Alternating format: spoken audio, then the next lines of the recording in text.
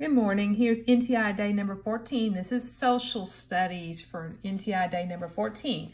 We have a play that I'm going to read to you guys, and then you will have some questions to answer over the play.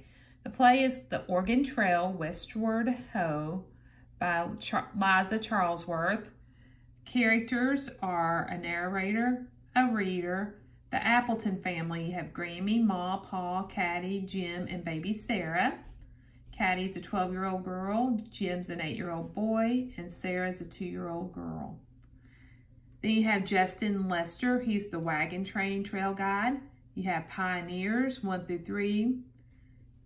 Then you have Tall Grass Waving. He's a Sioux Indian, Sioux man. And then Sioux Men 1 through 3.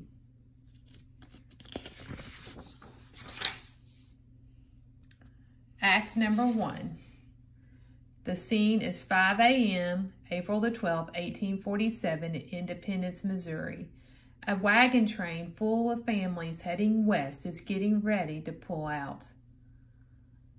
The famous Oregon Trail, which officially opened in 1843, was the single most important route west during the 19th century. The trail began in Independence, Missouri, snaked through now what is Kansas, Nebraska, Wyoming, and Idaho, then ended in Oregon City, Oregon.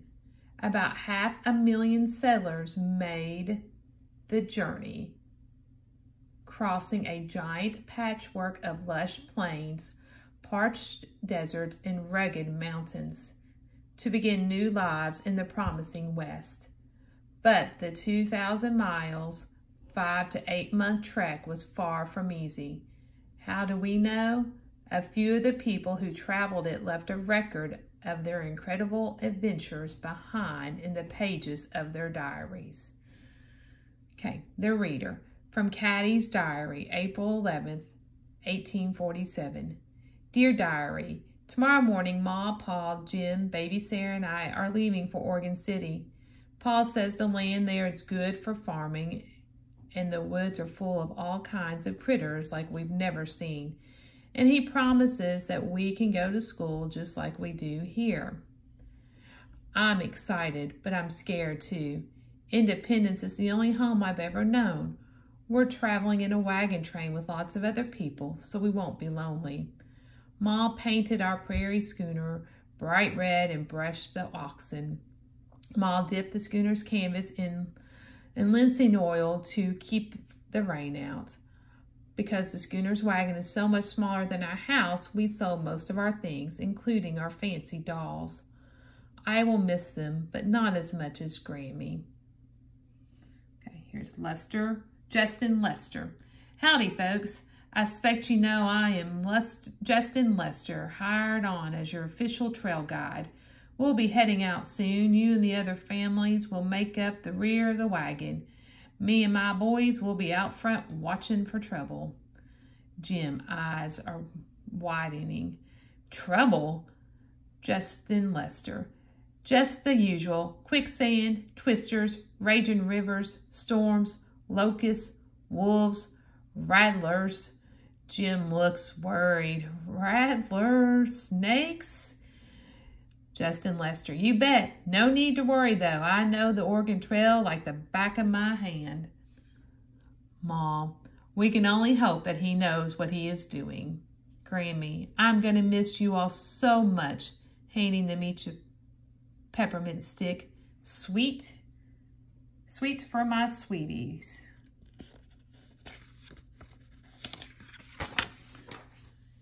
Caddy says, I love you, Grammy. I love you, Grammy, as they all laugh at baby Sarah. As they all laugh at baby Sarah, a bugle sounds. Pa, that's our cue. We're off to the land of milk and honey. The whole family waving. Bye, Grammy, we'll miss you. Grammy, wiping her eyes with a hanky. Bye, darlings, have a wonderful adventure. Scene, 5:30 p.m., April 19th, 1847. A prairie somewhere in what is now Kansas. This is Act 2. The narrator. The group of wagons, about 40 of them, have formed a circle in the middle of it. A weak fire tended by the women burns.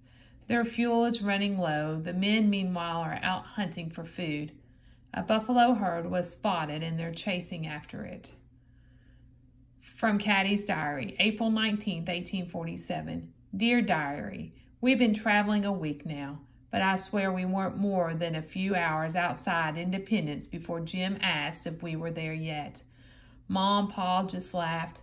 Baby Sarah and Jim ate their peppermint sticks right away, but not me. I'm saving mine till I get to Oregon. That way it will be like Grammy is with us. The trip is going slow and steady. We make 12 miles on a good day. A good day is when there isn't rain to slow us, mud to get stuck in, or rivers to cross. There are a lot of strange new things to get used to, especially in the evening when our wagon train stops and makes camp. Ma, stoking the fire. That's the last of our wood. Jim, go fetch a bucket of buffalo chips.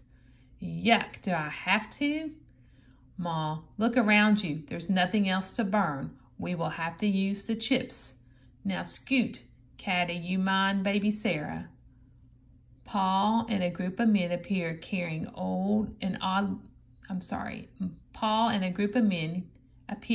some odd-looking birds. Caddy, Pa, what happened to the buffalo?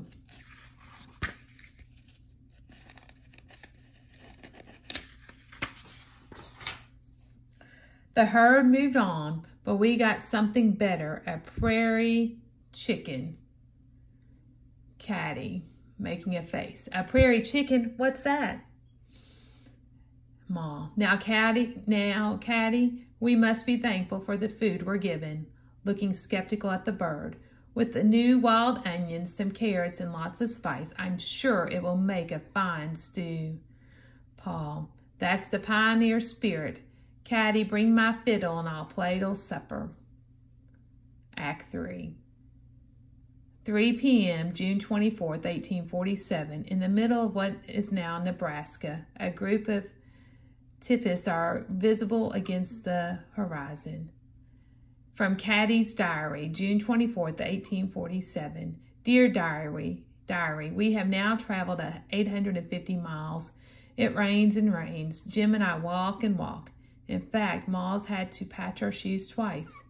Baby Sarah caught a fever shortly after a bad hailstorm, and Ma's been tending her since, keeping her cool with rags dipped in water, feeding her weak tea, and singing to her. Sometimes we pass wooden grave markers showing where people have died of hunger or of the cholera, which worries me some. But Ma says not to think that way. Our baby Sarah will be up and around in no time. Way back in Independence, I picked a faraway star and named it Oregon City. It doesn't seem to be getting any closer, but every day on the trail is a new adventure. The narrator. The wagon train bumps along the road, still muddy from recent rains. Men are driving the wagons, women and children are walking. All eyes are in the distance. Suddenly, Caddy, look, Indians, and they're coming this way. The narrator. 4 Sioux men wearing buffalo hides decorated with beads, feathers, and porcupine quills ride toward the front of the wagon train. A few carry tomahawks. Jim, look, they have tomahawks. Maybe they want to steal our horses or our food, or maybe they want to... Caddy, oh, hush up. Maybe they want to trade. Ma, looking worried. Children, get inside the schooner now. Jim, what kind of Indians are they, Pa? Pa, Sioux, I reckon.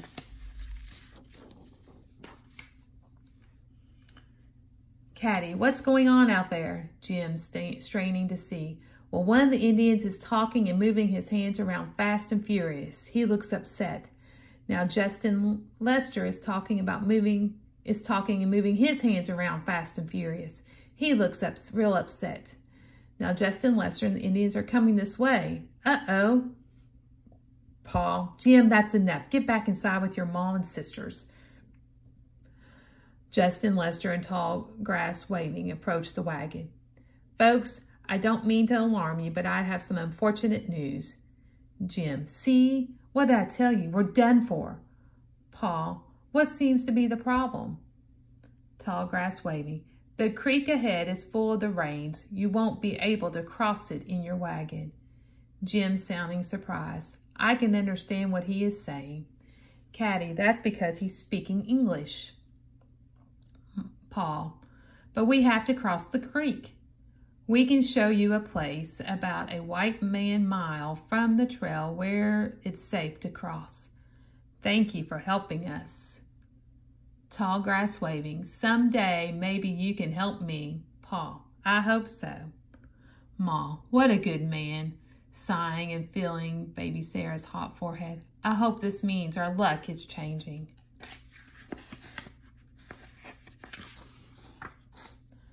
Act number 4 is 7:00 a.m., August the 29th, 1847, at the foot of the Cascade Mountains in what is now Oregon. The reader from Caddy's Diary, April 29th, 1847. Dear Diary, we have traveled more than 1,900 miles, only 100 more, but Oregon City still seems a million miles away. Our pretty red prairie schooner is now black with dirt. When I get to feel gloomy, I remember my favorite day, the day we reached the register of the desert, the giant rock where hundreds of other pioneers had scratched their names and destinations. Most of these folks are probably in their new homes now. Today, I've only eaten one biscuit and a small piece of bacon. Food is low, and we've got to make sure baby Sarah gets her fill. The good news is she seems to be a little better. Yesterday, she was well enough to sit up. Paul says we'll soon face our last challenge, climbing the Cascade Mountains. The narrator. Some wagons have already crossed the mountains. Others are scattered at the base. Remembering what it was like to cross the Rockies, pioneers mill about nervously. This will be their last and greatest hurdle. Justin Lester, pointing to the huge peak. Do you think you're going to make it over the mountain? Those oxen ain't looking too lively. Paul, they're hungry and tired, but we'll manage. The family going to hike on up the footpath to lessen your load? Paul, Caddy and Jim will, but my wife has to ride in the wagon with baby Sarah. She's still sick. Justin Lester, I hope you know what you're doing. A lighter load than this one be known to kill stronger beasts. They may have heart attacks. Paul, it's the only way. We can't turn back now. Justin Lester, make sure the children wear mittens, hats, and wraps in. It's colder than a gooseberry in December up there. And Godspeed, Appleton. Scene 2, 2 p.m. at the top of the mountain. Caddy and Jim sit shivering on a rock, anxiously awaiting for their parents. What if they don't make it? What if the oxen die? What if, Caddy's teeth chattering. Jim, Appleton, don't you talk that way. Of course they'll make it.